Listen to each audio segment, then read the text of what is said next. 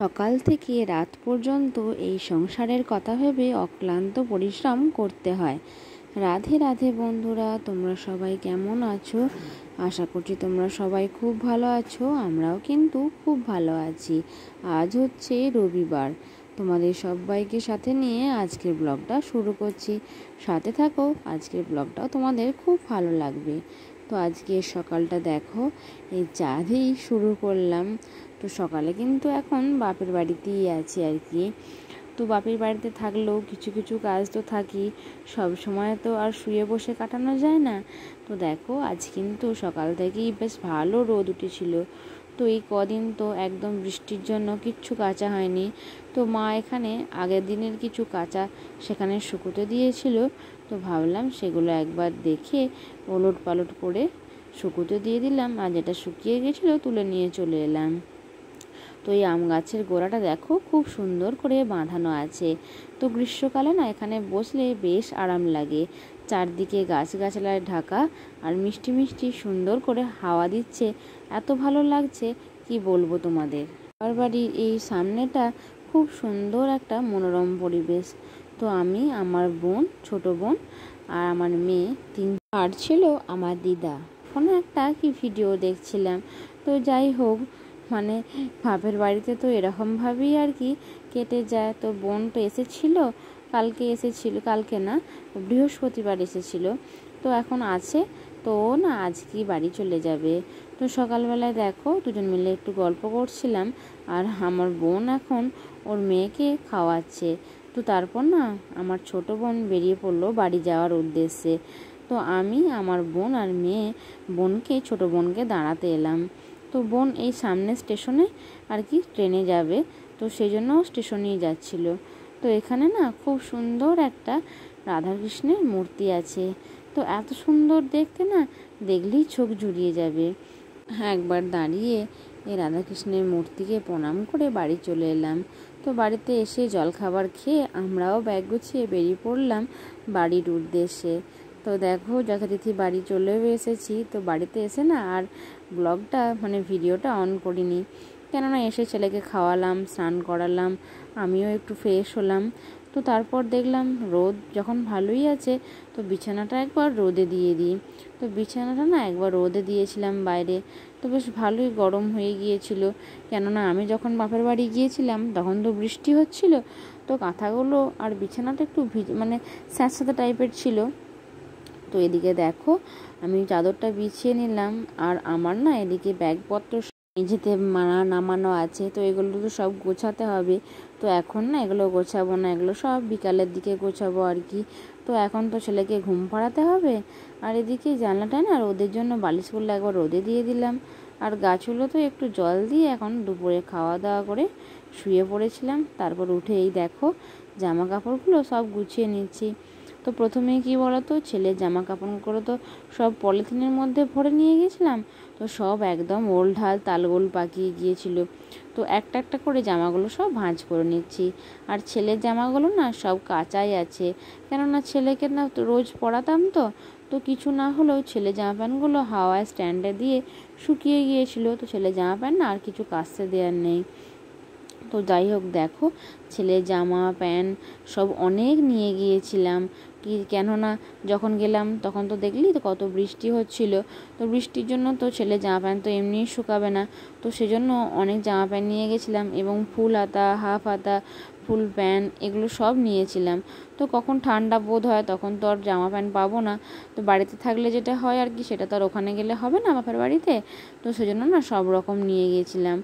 তো দেখো আমি এদিকে একটা একটা করে সব জামা ভাঁজ করে রেখে দিচ্ছি। তো বন্ধুরা, আজকে আমি আগের ভিডিওয় কমেন্টগুলো তোমাদের একটু পড়ে শোনাই। তো বাপের বাড়িতে থাকার জন্য তোমাদের আর আগের ভিডিওর কমেন্টগুলো না শোনানো হয়নি। তো যাই হোক, দিশানি দিদিভাই কমেন্ট করেছিল, ভিডিওটা দারুণ লাগলো। তারপর অর্পিতাদি জয়ী ব্লগ থেকে কমেন্ট করেছেন, ডিমের ঝোলে আলু ভেজে দিলে খুব সুন্দর খেতে হয়। হ্যাঁ গো দিদিভাই, যে কোনো রান্নায় কিন্তু আলু ভেজে দিলে না খুব সুন্দর টেস্ট হয় আর কি। তো আমার মা কিন্তু খুব সুন্দর করে পরিপাটি করে রান্না করে। আচ্ছা, আর অর্পিতা লাইফস্টাইল থেকে কমেন্ট করেছিল, তোমার ভিডিওটা আমি প্রথম থেকে শেষ পর্যন্ত মন দিয়ে দেখে নিলাম। তো তোমাদের সবাইকে অসংখ্য অসংখ্য ধন্যবাদ আমাকে সুন্দর সুন্দর কমেন্ট করার জন্য। আর তোমাদের জন্য রইল আমার তরফ থেকে অনেক অনেক ভালোবাসা। তো দেখো এদিকে আমি সব জামা কাপড় ভাঁজ করে আলমারির মধ্যে ভরে দিলাম। তো এই যে দেখতে পাচ্ছ সুন্দর কুকুরটা কি সুন্দর মাথা নাড়াচ্ছে। তো এটা না আমার মা মেলা থেকে আমার ছেলের জন্য এনেছিল। তো সেটা আমি নিয়ে চলে এলাম। তো এদিকে এই ব্যাগটার মধ্যে ছেলের সব রকম খাবার ভরেছিলাম। আর জানোই তো আমার ছেলে মানে ছোট তো এখন 10 মাস বয়স হলো। তো ছেলের তো অনেক রকমই খাবার আছে। তো সেগুলো তো আলাদা আলাদা করে সব কৌটোর মধ্যে ভরে রাখি। তো সেগুলো তো না নিলে হয় না। এদিকে ছেলের ওষুধপত্রও সব নিতে হয়েছিল। তো বাচ্চা নিয়ে গেলে আর কি যা হয়। তো আমার তো মোটামুটি 5টা ব্যাগ হয়ে গিয়েছিল। তো যাই হোক দেখো এদিকে আমি ড্রামটার মধ্যে ছেলের সব খাবারের যে কৌটোগুলো সেগুলো সব রেখে দিলাম এবং ওষুধগুলো না একে একে সব রেখে দিলাম। তো তারপর এই বড় ব্যাগটার মধ্যে না ছেলের আর কিছু রাখিনি। তো ছেলেরগুলো তো আলাদা করে নিয়েছিলাম। তো এর মধ্যে আমার মেয়ের আর আমার সব জামা কাপড় আছে। আর কি বলো তো এগুলো সবই না কাচতে হবে। তো এগুলো কিছু কাচা নাই, মানে এই কদিন বৃষ্টির জন্য আর কি আমাদেরগুলো কিছুই কাচা হয়নি। তো এগুলো সব কালকে রোদ হলে কেচে দেব। তো ব্যাগটাও না ভাঁজ করে রেখে দিলাম। তো ব্যাগটা একবার মুছে দিয়ে রোদে দিয়ে দেব। তো তারপর আলমারিতে ভরবো আর কি। তো এদিকে আমার কিন্তু মোটামুটি জামা কাপড়গুলো সব খানিক গোছানো হয়ে গেল। তো মেয়ে যেগুলো পরেনি, মানে যেগুলো কাচতে হবে না, তো সেগুলো কি করলাম বলো তো, সেগুলো না আলমারির মধ্যে ভরে দিচ্ছি। এদিকে বাবা আর ছেলে মিলে একসাথে খেলা করছে। তোর বাপি একবার ওর দেখাশোনা করছিল, আমি তখন গুছিয়ে নিলাম। তো যাই হোক আজ আমাদের রাত্রের মেনু কিন্তু একটু অন্যরকম। তো দেখো এদিকে কিন্তু সব সবজি কাটা আছে, মানে গাজর, বিন, ক্যাপসিকাম। এদিকে আমি থালার মধ্যে পনিরটা কেটে রেখে দিয়েছি। এদিকে কাজু, কিশমিশ, দারচিনি, এলাচ, লবঙ্গ সব আলাদা করে রাখা আছে। আর এদিকে দেখো মটর পনির হচ্ছে। তো বড় মাই তো রান্নাটা করে, তোমরা সবাই জানো। তো রান্নাটা কিন্তু বড় মাই করছিল আর কি।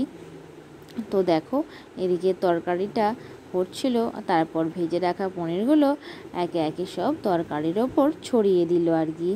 তো এটা মানে ছোট ছোট করে কুচি করলে কি বলো তো খেতে বেশ ভালো লাগে। আর এই ঝাল ঝাল করে তরকারিটার সঙ্গে রাইস তো মন্দ হবে না। তো আজ তো রাতের জন্য তৈরি হচ্ছিল আর কি, রাতের খাবার এটা।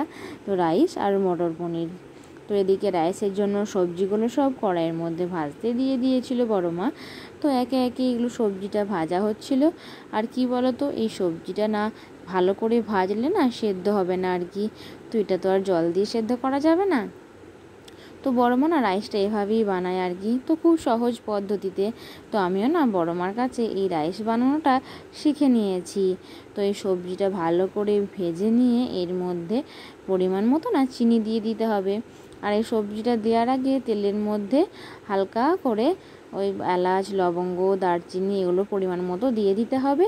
আর নামানোর সময় না একটু ঘি ছড়িয়ে দিতে হবে। আর আমাদের বাড়িতে রাইসটা না প্রথম থেকে ঘি দিয়ে করা হয় না, কেননা ঘি তো সবাইকার সহ্য হয় না। তো সেই জন্য না সাদা তেল দিয়েই করা হয়। তো দেখো এদিকে কিন্তু কড়াইয়ের মধ্যে সবজিটা ভাজা হচ্ছে। আর ওদিকে কিন্তু উনানের মধ্যে রাইসের চালটা সেদ্ধ করতে দেওয়া হয়ে গেছে আর কি। তো ওটা সেদ্ধ হবে। তো তারপর ওটা নামিয়ে ছেঁকে দিয়ে এই যে সবজিটা ভাজা হবে ওর মধ্যে চিনিটা দিয়ে দিলে চিনিটা গলে থাকবে। তারপর রাইসটা যে চালটা আছে ওর মধ্যে এই ভাজা সবজিগুলো দিয়ে হালকা নাড়াচাড়া করলেই তো একদম রেডি রাইস। তো দেখো এদিকে কিন্তু রাইস আর মটর পনির রেডি হয়ে গেছে। আর আমাদের রাতের খাবার খেতেও আমরা বসে পড়েছিলাম আর কি। তো যাই হোক বন্ধুরা আজকের ভিডিওটা এখানেই শেষ করছি। আবার দেখা হবে নেক্সট ভিডিওতে। রাধে রাধে।